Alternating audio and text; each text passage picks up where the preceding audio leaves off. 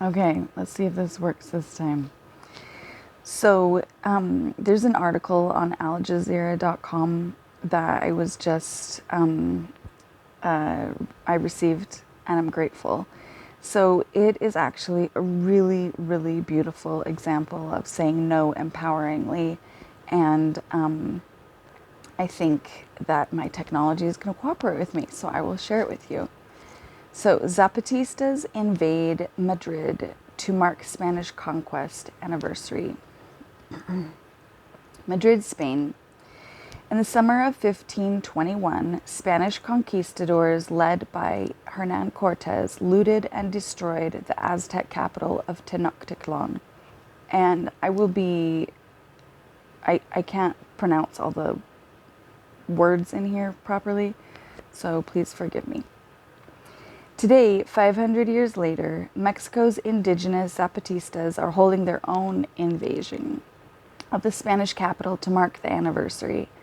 A delegation of 7 Zapatistas set out by boat from Mexico's most eastern point, Isla Mujeres, weeks ago in May, following the inverse route Spanish invaders took half a century earlier. They crossed the Atlantic in 50 days and disembarked in Vigo in northern Spain on June 22nd. Once they set foot on European soil, Zapatistas renamed the continent Slumil Kajzemkop, which means rebel land in Tzotzil, a Mayan language. But the Zapatistas say they did not come to conquer or to dominate. Ugh, it made me cry the first time I read it. It's starting already again.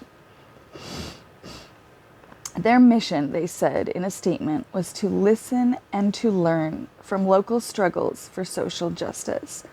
The purpose of the trip is to talk about our mutual histories, our suffering, our rage, our successes, and our failures.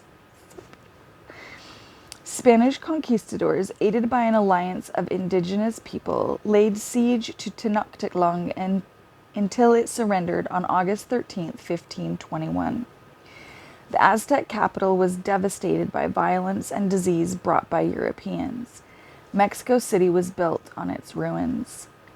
Even with the lowest estimates, around 8 out of 10 people died from disease, said Caroline Pennock.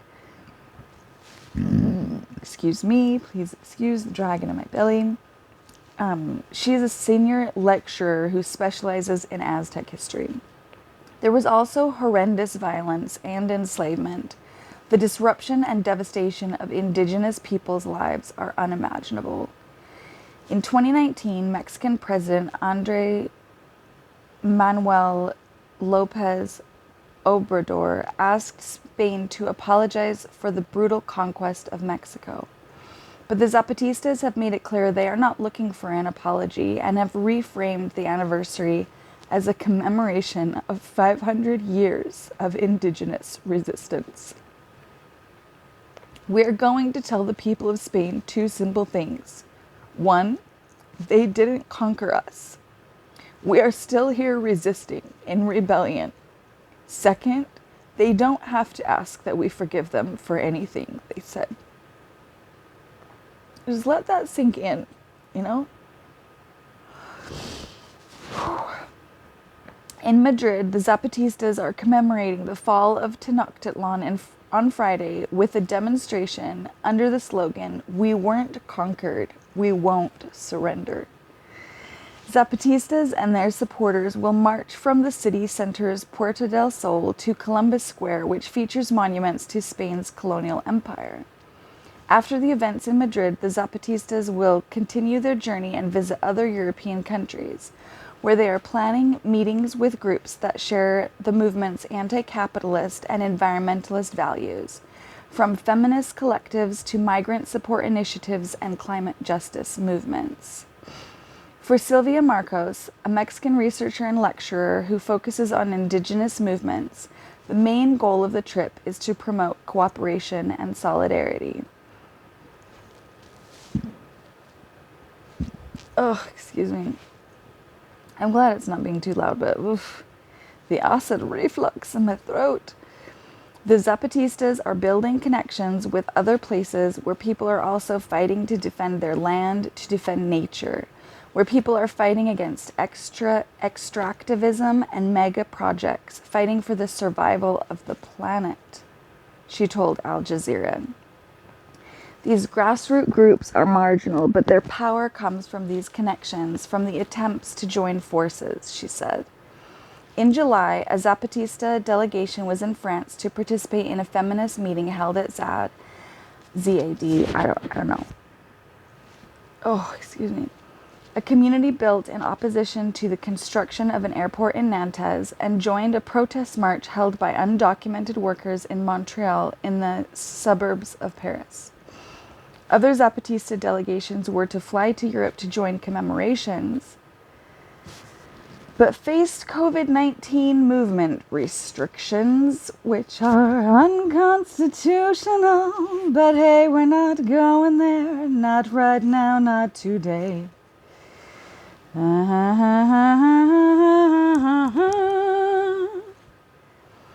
We've got to breathe through the rage.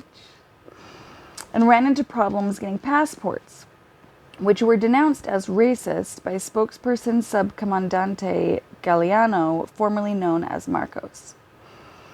Named after Emiliano Zapata, who led an agrarian rebellion in Mexico's 1910 revolution, the Zapatistas first made international headlines on New Year's Day 1994, when mostly Mayan indigenous rebels briefly seized several towns in Chiapas, Mexico's southernmost state. Chiapas is rich in natural resources, but many of its indigenous communities lacked access to running water. Kind of important. Basic health care and education, also important. While much of the land and resources were controlled, wait for it, by a small elite. Are we shocked? Are we shocked? Are we really, really surprised? Not anymore, folks. This game is getting old. Is anybody bored playing this particular game that we've been playing for a while? I'm bored. The rebellion was timed to coincide with the implementation of the North American Free Trade Agreement, NAFTA. Zapatistas called the agreement a death sentence for impoverished indigenous farmers, since it revoked their constitutional right to communal land and flooded local markets with cheaper U.S. imports. Since their uprising against inequality and the marginalization of indigenous communities, the rebels have built autonomous municipalities with their own education and health system. You go, babies, you go. They reject government aid and instead rely on land collectives and coffee and artisan cooperatives. But beyond the local struggle for indigenous dignity and autonomy, the Zapatistas' proposal of more democratic and equitable societies has inspired people, me included, and movements around the world. We can learn a lot from Zapatismo, said Lola Sepulveda, who is from Madrid and has been following the movement since the 90s.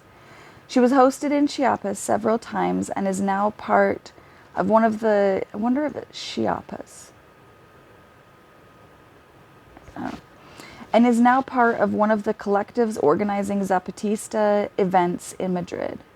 They showed us there is another way of doing things, she tells Al Jazeera, a way that places life and human dignity at the center.